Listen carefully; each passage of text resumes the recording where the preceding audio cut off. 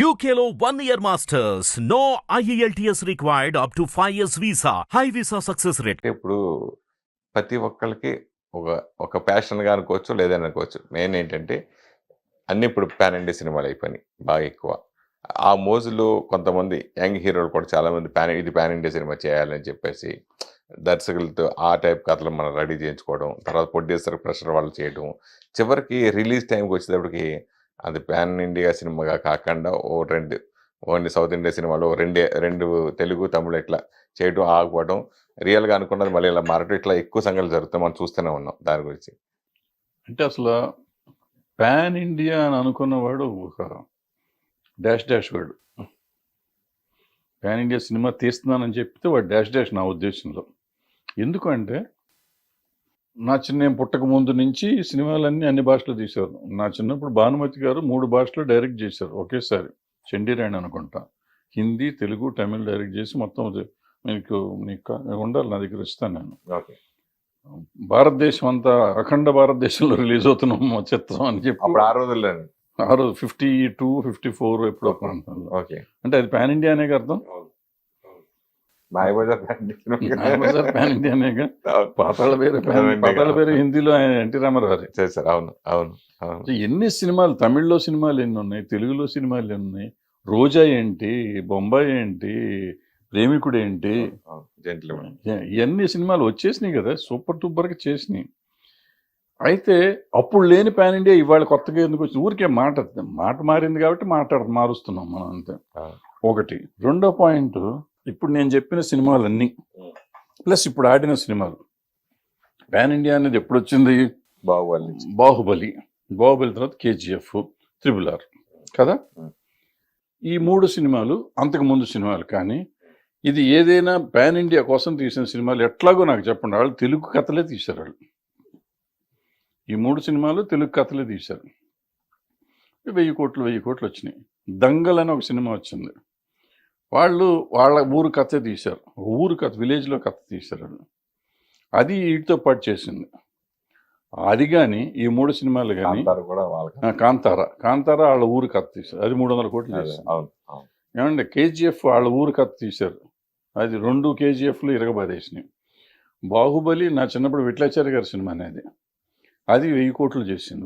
2 సినిమాలు 2,000 కోట్లు చేసింది. 2 సినిమాలు చేసినాయి. సో వాళ్ళు ఎవరు చేయలే. ఇప్పుడు వచ్చిన మీరు సోకాల్ తర్వాత పాన్ ఇండియాకి అనుకుందాం కొంచెంసేపు. మొన్న పిల్లడు నిఖిల్ సినిమా ఒకటి వచ్చింది, స్పైగా. దానికి ముందు కార్తికేయ 2 అతను తెలుగు సినిమా తీసుకున్నాడు, అది హిందీలో డబ్ చేసి రిలీజ్ చేస్తే అది హిందీలో కూడా హిట్ అయింది, పెద్ద హిట్ అయింది. నేను చెప్పొచ్చేది ఏంటంటే, నీ భాషని నమ్ముకుని నీ కథ నువ్వు సినిమా తీయి. మనం సినిమా అనేది అందరికీ నచ్చేదే. మనం రీమేక్లు ఎందుకు చేస్తున్నాం? చాలా సినిమాలు మనకు అన్ని భాషలో రీమేక్ అయిన సినిమాలు ఉన్నాయి మన తెలుగు సినిమాలు. అంటే పాన్ ఇండియాలేగా. కథ కావాలి, కథ పాన్ ఇండియా ఉండాలి, కథలో ఆర్టిస్టులు కాదు. ఇక్కడ ఏంటంటే హంగులతో పాన్ ఇండియా అంటున్నారు.